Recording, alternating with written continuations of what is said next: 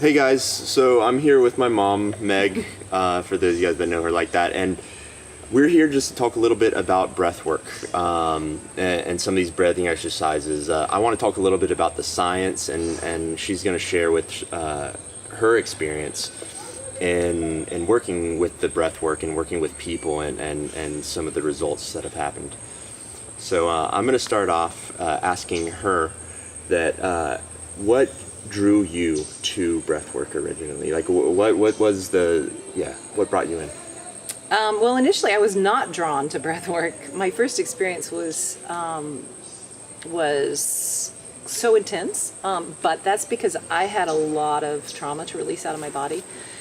But the results are what kind of kept me going back. Is I felt so much lighter in my body. I felt freer. I felt like I had space. I felt like I released a lot. I felt like I did a lot of work in a short period of time, and there was something to this that I wanted to keep exploring. And so I did. And now I facilitate it. And yeah, it's quite powerful. And now that you facilitated it, like as a facilitator, what have you seen happen? Like when you guide other people through this, what are some of the common reactions that you get from people in breath work? Okay, so that varies tremendously. Like I said, I had a lot of trauma just in my nervous system because I had just gone through a very profound loss, the loss of my daughter, and I had just a lot of stuff stored up inside of me.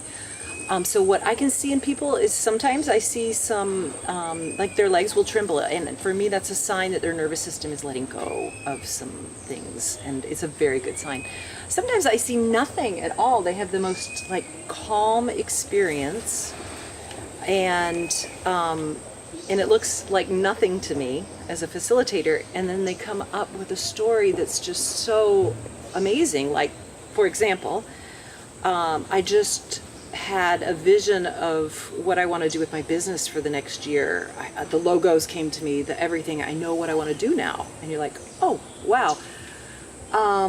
Sometimes there's some emotions involved. A lot of times, one of the most common is a lot of forgiveness takes place. And I think what happens is our hearts just open up. We become a little bit softer around some of the stories we tell ourselves, and we're open to seeing it from a different perspective during the breath work.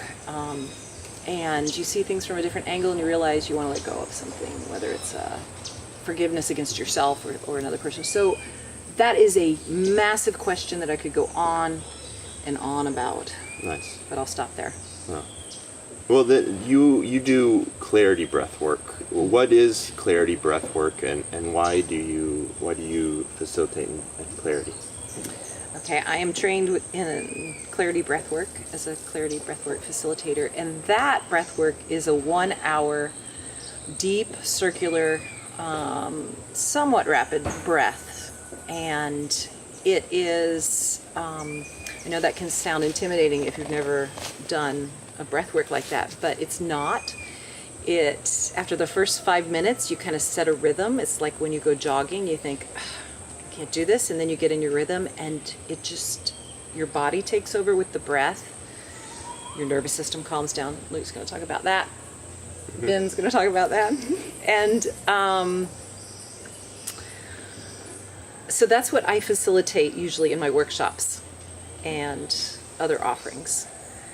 However, I believe in all kinds of breath work. I believe that 5 minutes of deep, rapid breathing is profoundly useful. So I just want to encourage people to try breath work in the many forms and fashions that it's being offered, and see what it does for you, because for me, it slows down the chatter in the head. And that's one of the most beautiful pieces is how quickly it does that and allows your subconscious to start talking to you, and it allows you to gain access to that inner world the fastest by slowing down your brain. Well, sweet. I know you have a few questions to ask me. I do. So I'm going to ask Ben some questions about well, about all kinds of things, but primarily the science. He has dug in deep about that. And so what are the basic changes that happen in the body when people engage in breath work? So when people do these breath works, these intense, quicker than normal and deeper than normal breaths, interesting changes happen. The most obvious and immediate is that you take in a lot of oxygen and you blow off your CO2. So oxygen levels go up and CO2 levels go down within the blood, and this will dramatically change the pH level of your blood. Your pH level will go up to from about 7.4 within just a few minutes of doing quick deep breaths. Will go up to about 7.8, and that's because you have blown off your CO2. And so that's what's like the common factor, is that you have this alkalinization. Your blood becomes very alkaline. And there's many forms of breath work where they hold the breath now. Now that's becoming a very important part of it, because when you hold the breath, you're allowing your CO2 levels to come back up. And that's a beneficial thing. So you have this exchange between the alkalinity and acidity, which is very helpful. Also, you work out your diaphragm, your breathing muscles. If people aren't exercising, they don't get to work out the diaphragm and these muscles of intentional breathing. And so that's a beautiful thing too. You become stronger in that area. So you have those changes, and those are just a few of them. So what I see in workshops where people have these different experiences, whether it be a release of energy out of their body, or creative inspiration, or some emotional forgiveness and other emotions that rise up.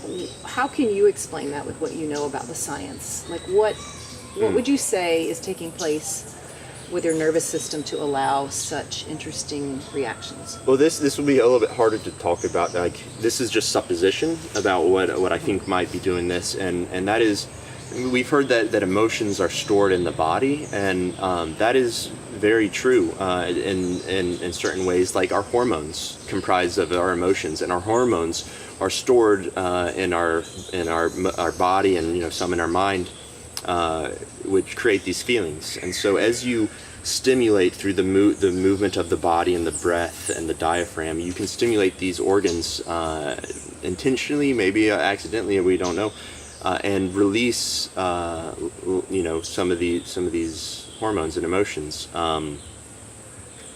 So that's one possibility. So as far as the nervous system, tell me about what happens to your autonomic nervous system, how that takes over. Okay.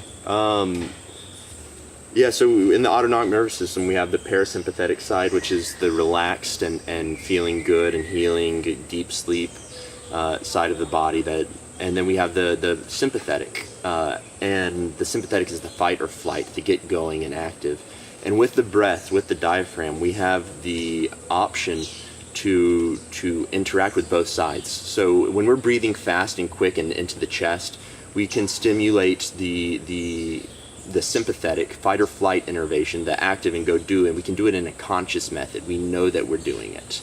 So that is very beautiful. And then when we start to control the diaphragm and work with the body, we can intentionally breathe deep and slow and build up the CO2 levels and really find a state of relaxation. So through conscious breathing, whether it be through breath work or other methods of meditation, we can work with the body and our states of relaxation and stress and better understand that. Okay, so why is it good to do this? Why should someone want to allow their autonomic nervous system to start have a voice? Have a voice? Yeah. It's to better understand the body. I think that nowadays many people think that the body and the mind are kind of separate. That the mind wants one thing and the body another, and there's maybe this not a good balance. But we've just created it that way.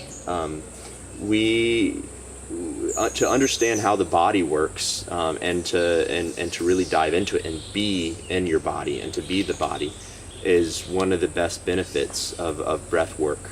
And working with the parasympathetic system and the autonomic nervous system, all the nerves that spread throughout your body are either parasympathetic or sympathetic. And so you try and just get a better understanding. Maybe you don't have to comprehend it with all these scientific words and explanations, but the breath work definitely helps people understand how the body and the mind are really one thing, really united.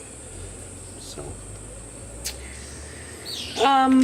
one more question. How does yoga and breath work, how do they relate to each other? Well, I think one of the best benefits of yoga is that you get in contact with your nervous system. You're stretching, you're moving the body and feeling them in all these different positions. And yoga is more than just the positions. It includes the meditations and pranayama. There's a few parts of pranayama that are very similar to breath work. The intense, quicker than normal breathing. And all this goes to stimulate and to bring awareness to the body and to unite the body and mind once again. And yoga and breath work, both very beneficial for this. Okay, so I just want to take a minute and say what a proud mother I am. And a proud son. Yeah, we're proud of each other. And yeah, I'm in love with breathwork, and I'm fascinated to continue to learn or continue to see how science is going to prove some of the mysteries, like some of the things I talked about, how science will continue to prove exactly what's happening in our body. And Ben's diving into that way deep and knows a lot more than me about that, and I'm excited to see where that goes. Awesome. All right, signing out. Peace. Peace out.